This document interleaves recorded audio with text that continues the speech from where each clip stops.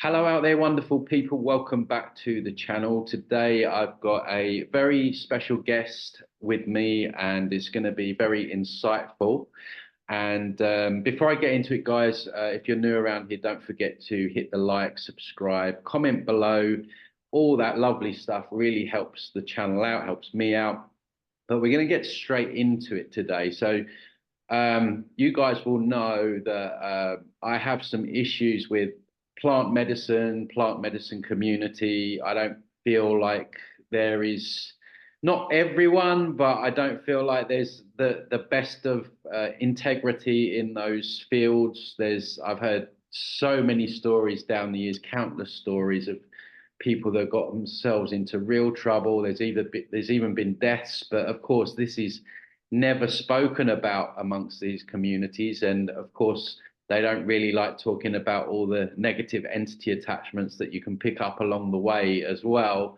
So this is an area that I think is important to cover in this whole field of the kind of fake spiritual awakening, which kind of ties in with the new age and kind of escapism, really, in my opinion.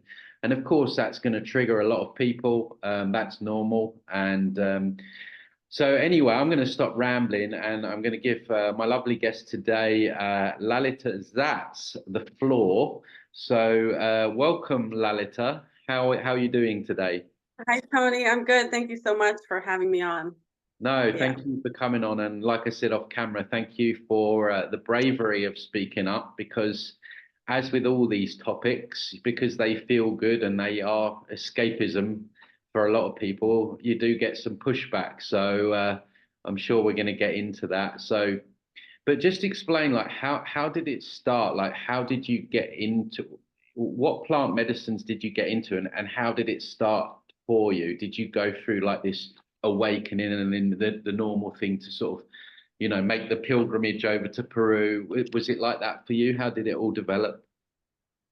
Well, I had a history when I was in my teenage years of drug use and using hallucinogenics.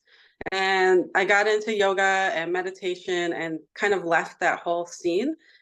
And then in 2006, my friends were going to Peru to work with ayahuasca and stay there for a month. And I had no idea what ayahuasca was at the time. But it sounded good, and I wanted to go to Peru and hang out with my friends. So I kind of just jumped in, not really knowing anything about it or what I was getting into. So I was in Peru for a month, and we were in the jungle for 2 weeks of that time, and we did 6 ceremonies with the special diet, and it was. I still didn't really know what I had gotten myself into. I enjoyed the whole experience.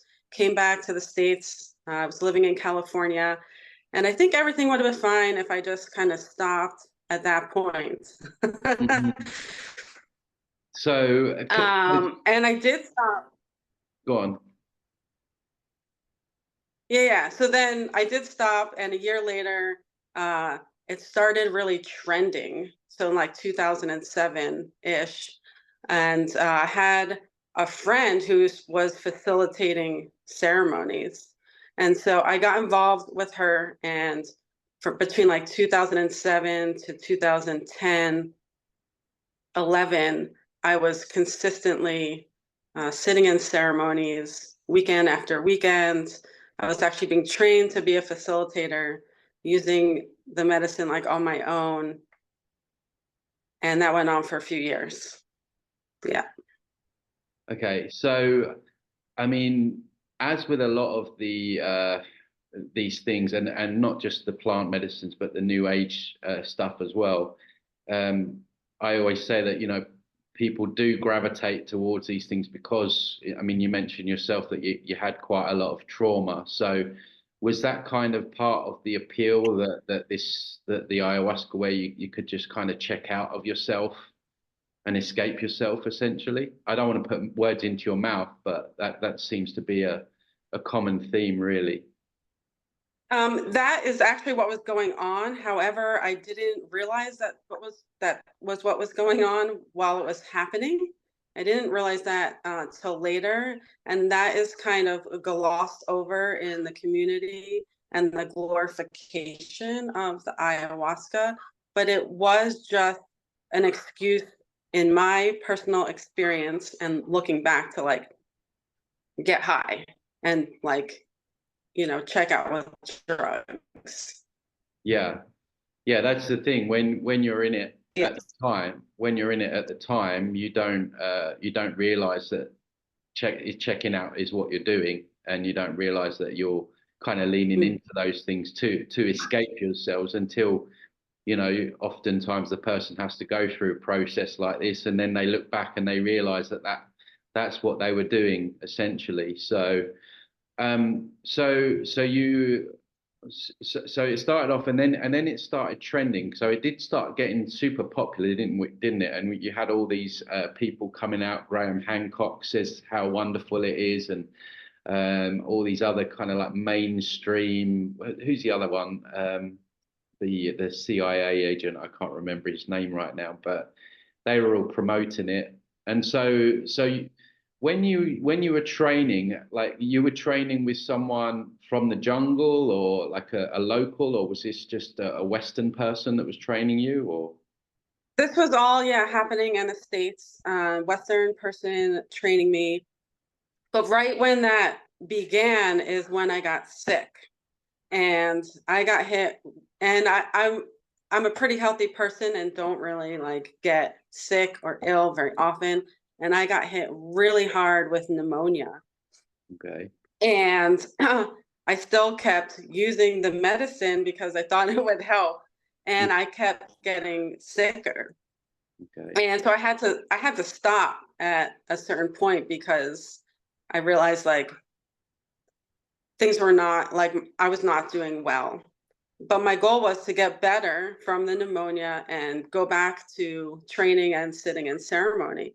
But someone, my higher self or whatever you want to call it, was looking out for me because it was not my path to continue with ayahuasca, because if I did, I would probably be dead. And I stayed sick long enough that I couldn't go back, and I stayed sick long enough that I finally kind of snapped out of the disillusionment that I was in and realized that I had just been escaping my life and myself. And like I pretty much had to start from ground zero again with my spiritual like work or whatever you want to call it. Yeah. So when I speak to a lot of people that like come out of the whole ayahuasca plant medicine thing, they will sometimes say that if I'd have carried on, then they say that they would have died. Um, and like this kind of angle is not spoken about or mentioned, or it's very like hush hush. So what's going on with people in terms of like, I mean, from my point of view, I know these people have got heavy entity attachments. If you take something like that, I talk about it all the time on the channel. Like if you're going to smash your consciousness open in such a way, you're going to get some attachments. And then it's also, then you have the issue that you're not just dealing with the person, you're also then dealing with strong entity attachments that are fighting to protect, the whole, the whole cult, if you like. So can you just like elaborate a little bit more about the people involved and, their opinions and why, they don't want to acknowledge the other sides? It's a very good question. I'm not exactly sure. It's rarely ever touched upon. Um, what I will say is, when you're using ayahuasca and you're on the ayahuasca, like you're open, as you said, to like super consciousness, and everything can come in, right? So you're aware of, it's like you're aware of the fabric of creation, and it's hard to explain in words. And I think it becomes just this addictive phenomenon of feeling like you're able to tune into that. So you're special somehow. Mm. The problem is you can only tune into it when you're on the medicine or the ayahuasca, which is what creates the addiction. So it's like the only way you're receiving the information that you think you're receiving is when you're doing the medicine or the ayahuasca, which is like, what's the point? Because the point is supposed to be like you receive information and then are able to integrate and utilize it in your life. But that was not my personal experience, and why me and the community keep having to use it over and over and over again. And I think, it does something, it's a neurotoxin, right? So it's warping the way the brain works. So I think it's easy to start bypassing the aspects of it that are not a contribution. I mean, I don't think any of it's a contribution, to Yeah, be yeah. honest. But yeah. What I found interesting in your initial email to me when we started emailing, you mentioned that it was a drug. And I thought, wow, you never hear people in that community refer to it as a drug, but it is a drug. I mean, you look at cocaine. Cocaine comes from a plant, comes from the cocoa leaf, right?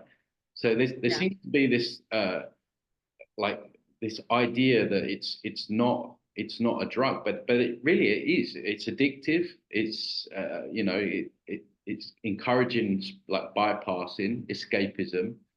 And as you say, like I mean, they tell you that you just need to go and take a few cups of jungle juice, and then you throw up, and then you've healed, right? I mean, I tell you what, that makes me so angry because I've worked with like satanic ritual abuse survivors and stuff like that, and Yeah. what they go through, like the weeks and the months and the years of like going and reparenting their child and really like going through the motions, and then for people to just say that you can just take this drink and then you're suddenly healed, it just really annoys me. So what's your idea? What's your thoughts on all that? Why? I mean, I guess we can kind of answer the question. It's just that they like to escape, so that's why they keep taking it more, right? Yeah, I mean, well, when you're throwing up from something, it's because your body's trying to get rid of it. That's what a neurotoxin does to you, and plants can kill you. So just because it's a plant doesn't mean it's a medicine. Yeah, I don't know. I mean, I was kind of in the disillusionment too. So I understand, like, I don't really know what it is. It's just very uh glorified, and uh I don't really, honestly, Yeah, I yeah. don't know how to answer that question. No, Yeah, it, that's it does something to, I guess when people are doing escapism, they don't want to admit it, and they're not aware of it. And that's part of the escapism, because they're not being honest with themselves, and they don't want to be. And you start believing it, yeah, absolutely. if that makes And sense. yeah, yeah. And also, you're talking about like, I mean, again, I've heard countless stories down the years of like where people have met certain beings, and of course, these entities are masquerading themselves half the time, and you know, they come back with these messages and half truths. And one guy told me that these entities told him to go vegan and like all this other stuff, and then sometimes a recent review, a lot of the time they link them back into Christianity and Jesus and things like that. So, what's your experience with? Did you have any like encounters with any entities? Did you get any messages, or did they give you information, even though maybe it's half truths mixed with lies, which is how they work, or a nugget of truth sprinkled with the lies? Did you have much engagement with any of these entities? I didn't personally. I mean, I think it is, dependent upon the belief system of the person, Hmm. because I mean, part of what's happening is, I think part of what's great about the experience is you're sitting in silence for like hours at a time, right? So if people don't give themselves the time, space to ever do that, right? And I think that creates the magic of it, because in silence, when you don't have distraction, right, you're able to like listen to yourself and to learn in that way. So I did a lot of that. I didn't really engage with other entities, although I did have experiences with entities, especially like afterwards. And I was dealing a lot with that. So I do believe it's dependent on the person's belief systems and their points of views about how the experience is going to be and how they're going to be engaging with, quote unquote, entities. Okay. Yeah. And like what kind of things were you witnessing that was, giving you the red flags when you're in these ceremonies? There was just lots of red flags that I overlooked for a long time. People just freaking out in ceremonies, people losing control, like things happening that shouldn't be happening. It's really hard to describe, in words. Nothing. I have heard stories of very dangerous things happening in ceremonies and people dying in ceremonies and like people pulling out knives and like weird shit like that. Luckily, I didn't experience any of that, but just people like losing their shit to a place that's like doesn't seem good, and it's a not, why are we putting ourselves through that? Right. We've adopted, part of the belief is that we're so broken and so like helpless that we need to do this intense work and intense, drug and ceremonies to help us heal. But help us heal what? And you can keep unraveling the onion skin and never get, to the bottom of what you're trying to heal. And I think that's part of the problem, is like this agenda and belief system that we have to heal ourselves and we have to get to the bottom of it. But I don't think there is a bottom. Like we could do that forever. And I didn't learn anything about, where I like need to be healed, so to speak. Oh, you're cutting up a little bit. Are you still there? I'm here, yeah. Yeah, sorry, there's a bit of a lag. So when you trained to facilitate this yourself. So just talk us through that process. So you were holding ceremony for people? Well, I was in the very beginning stages of that, and that's when I got sick. Oh, right. So prior to that, I was just assisting ceremonies. So I was like the facilitator's assistant. So what I would do is, take care of everyone else in the ceremony, like clean up the buckets of vomit and you had the best job. and then like if people were, freaking out, I'd go and like sit with them or bring them outside or, try to talk them down or play music or whatever. But I'm doing all this while I'm, on the ayahuasca too. Yeah, I mean, everyone's off their face basically, and you're trying to hold it together whilst also being a little bit out of it. Yeah, and clearing entities, because people do, if they have that going on in their life already, they're bringing that in. And most people haven't done a lot of work on themselves to like have seniority and authority in their being. And so they're just open and letting all the energy coming in. Yeah. So you did that for a while, and then what? And then after that, you were just like, this is crazy. Was there like a moment, a final straw that broke the camel's back, or how did it pan out from there? Well, yeah, I got sick Yeah. and I had to Like it was like I was forced out. And I went out like kicking, like I didn't want to leave. I was kicking and screaming. It was like my life. I was disillusioned and addicted to that life. And I started enjoying that life more than real life. Yeah. And didn't realize that was happening. So I had like a split in consciousness almost. And that's what if I had kept going that route, I think I just would have, my body wasn't doing well. Obviously, I got sick for a reason because it was not being able to process the toxin anymore.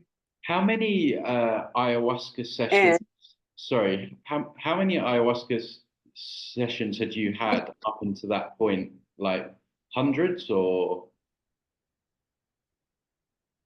I don't think I made it quite to the hundreds, but it was pretty close. Yeah, yeah. And so, like you say, people are vomiting, not because they're healing, because they're trying to get this out of their body. And so, if you're overloading with that, then of course your body is just going to say, "Hey, this is enough now," right? So I guess that was kind of what was going on. And so, did you just go cold turkey, or was it like any other addiction? Was it hard to come off of it? I just went cold turkey, and I've been able to do that for most addictions in my life. I think I have a very strong will, and Yeah. that's what has kept me alive through that experience and other experiences, because I'm able to just say, wow, enough is enough, and just stop and turn a new page. And it was harder with this, and what kept me going was being barely able to function at first, you Mm. know, and then it got me, you know, more back into my body and more back into my consciousness to like step back into my will and be like, oh, wait, this was like taking over me and Mhm. I need to take myself back Yeah. now. Yeah. Mhm. Yeah. So your willpower kicked in. And so, like when there was these like mad events in some of these ceremonies where people were just going crazy and stuff, like how was that kind of like just swept under the carpet or explained in a way like a quote unquote like plant medicine way when people would have like these really bad experiences? Would they be told that they're purging or it's just part of the process? Is that kind of how it was done? Exactly. It's part of the healing process. So you come in with like an intention, right? So whatever happens is what is like clearing the space to allow your intention to come to fruition, Mm, right? So even in my experience with getting sick, right? And like barely making it, like it took me a long time to recalibrate and even be able to like function normally again.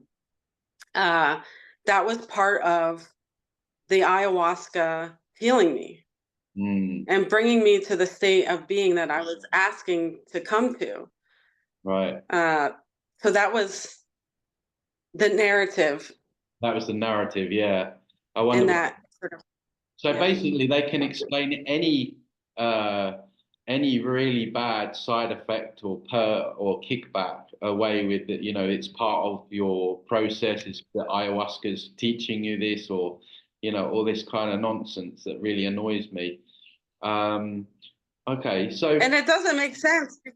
They don't talk about the deaths or like they only talk about the good parts, but like it should be in the disclaimer, like death is a possible side effect, right, of this medicine. right, and I've noticed that they act like complete cult members, and they will argue just like a cult member will to defend the ayahuasca or whatever it is. What's the frog medicine? There's so much of it now, and the people here where I live, in Playa in Mexico, there's a big plant medicine community, and one day there was mutual friends. I had to go for a birthday lunch, and I didn't realize that the plant medicine people were going. So anyway, I'm sharing the table, and one of the girls, she's young, she's the daughter of the facilitator, she is out of it, right? She is like, it's like the lights are on, but no one's home. And it wasn't just me that noticed it, right? You know, I work with energy, so I can see these things a little bit more, but other people were saying it as well. They're like, look, she's out of it.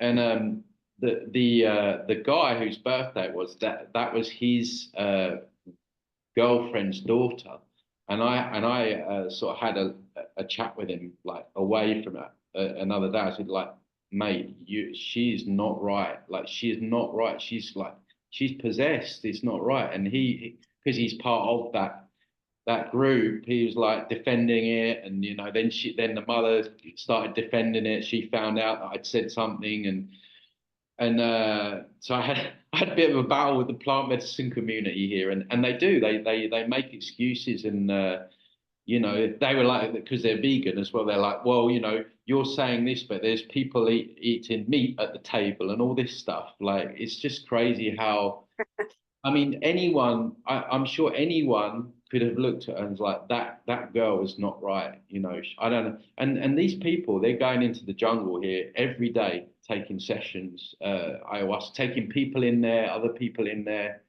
And that's what annoys me about it all. You know, it's like, even when you can plainly tell that things are not right, they will argue it away like true cult members. And I get people on the comments in my videos when I talk about this stuff, the plant medicine community, and it's just another cult, like the New Age cult, and there's no healing there, and it's escapism. That's the way I see it, anyway. And there's a lot of money. There's Yeah, a lot of money had. that's the other reason that they don't want to talk about the deaths and stuff like that. So, did you hear of And many? then, you know, they hook people with, I understand like why people get drawn in. You know, we're stuck here, you know, and we don't know how we got here. We don't know why we're here. We don't know who we are, you know, and we all want to know. Right. So there's that hook, like that somehow this can help you. And it tricks. It's somehow, there are definitely entities involved, I think, even in how they make the medicine. Yeah. Because you have to make it, there's two plants, and then there's, you know, speaking prayers into it, so you don't know what you're getting, because it's not even just the plants, it's the person who's putting the energy into the plant. And words are spelled. Exactly. Yeah. And there's that hook, like that somehow you're going to know everything, and you keep going back because you still don't know.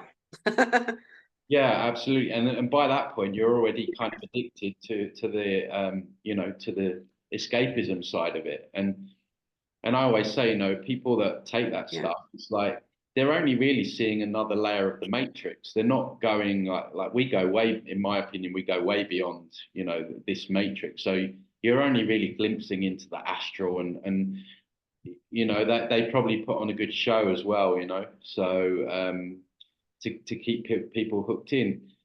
So now you decided. So what made you speak out about this, and when did you decide to start speaking out about this? Well, I didn't talk about it for a long time. One, I was gathering myself back together. My brain wasn't really functioning properly.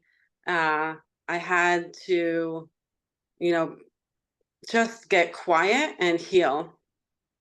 And it's just really been more recent that I'm able to completely like disassociate that part of my life where I have no I don't get triggered anymore by it. And I think it just happened over time. I Mhm. was very hurt by the whole experience and felt like it was still impacting me because I was I don't know, resentful, or wish I could have taken it back, or these things. And finally, just recently, it was like it just all left.